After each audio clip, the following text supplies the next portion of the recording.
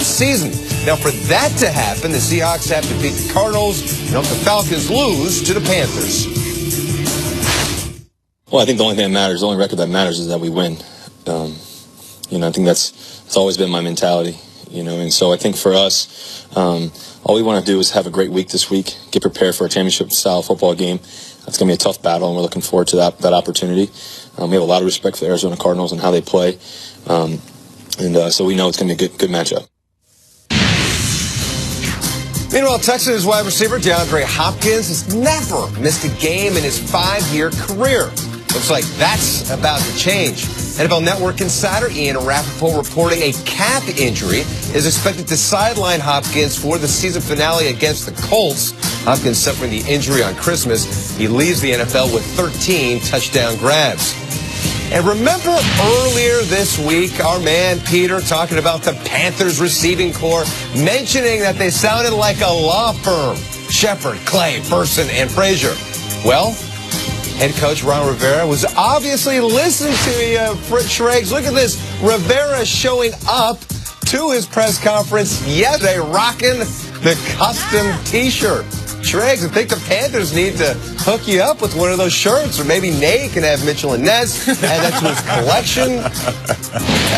Let's make this happen here, people. I mean, Schrags, how you feeling right now?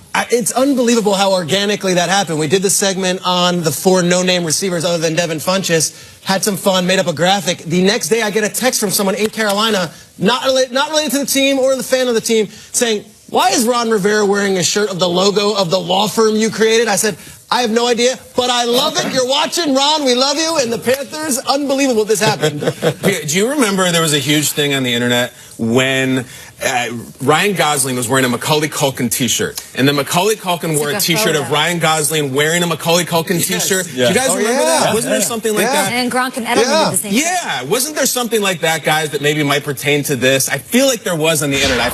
Oh, there it is. There's Stranger wearing a picture of Rivera wearing his T-shirt for the law firm. Peter, you look great in pink, too. It's incredible. So it had to be a pink shirt, huh, producers? I put me in a pink shirt. You look good in pink, man. I don't know. You got camera. So it's a T-shirt. I own a T-shirt now of Ron Rivera wearing a T-shirt of me. All right, was Rivera really wearing the shirt, though? Now I don't know what's real and what's not. Okay, that's real. Are we in Inception right now? What's going on? Bye, Will.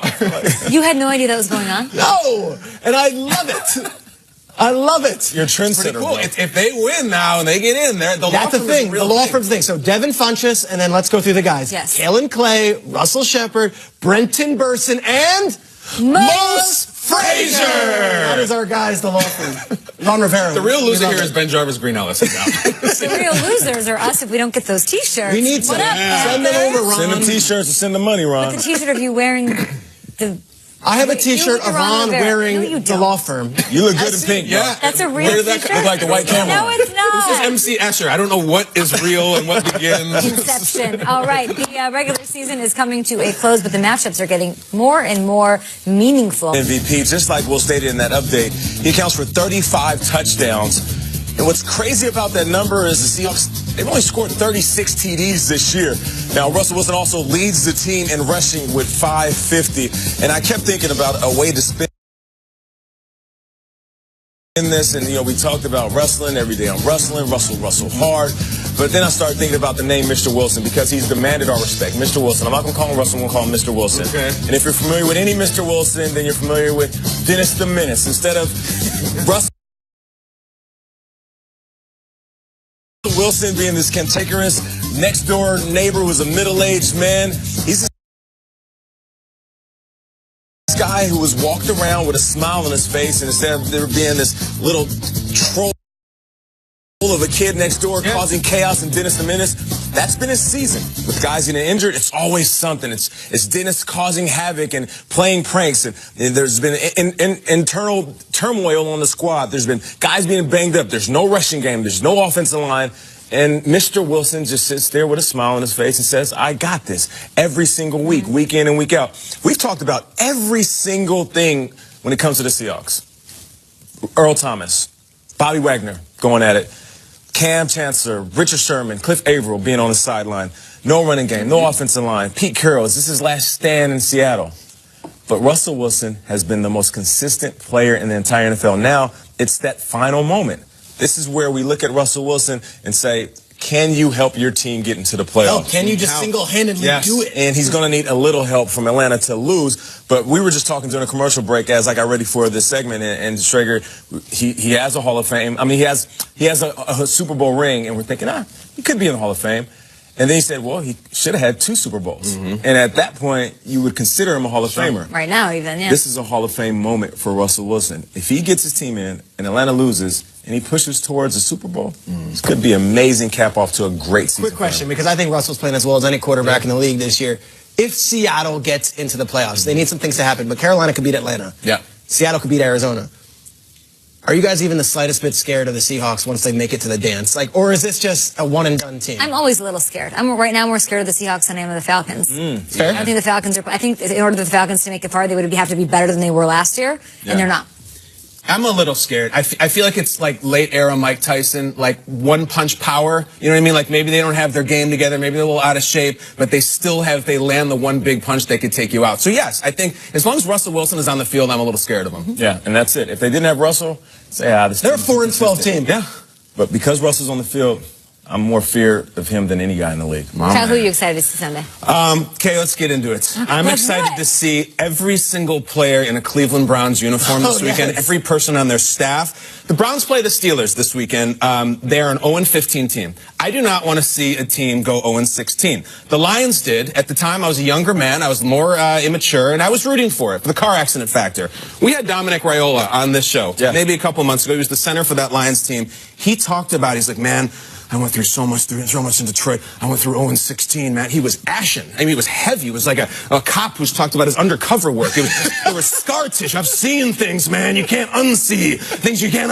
It was bad. I felt for him. I don't want to see it again. And here's the thing. If you go 1-15, you are instantly forgettable. No one will ever talk about it. The 1980 Saints, the 1990 Patriots, the 2007 Dolphins, all 1-15. Nobody talks about them. But you remember those 08 Lions. You remember the team that ran the table in reverse. And I look at them this weekend, and I don't even know if those guys remember themselves anymore. I don't know if they can remember that they are some great football players and coaches who have done some great things. And I look at them like Sam and Frodo on the foot of Mount Doom, and it's do you remember the taste of strawberries, the feel of water, the touch of grass? You're naked in the dark. So I thought before we go into this weekend, let's remind these people what they've done in this league as we go into week 17. Let's start with the head coach, Hugh Jackson. Hugh, my man, do you remember 2011? You were head coach of the Raiders. Al Davis passes away, and the very next day, you get a last-second win. You said afterwards that Mr. Davis once told you,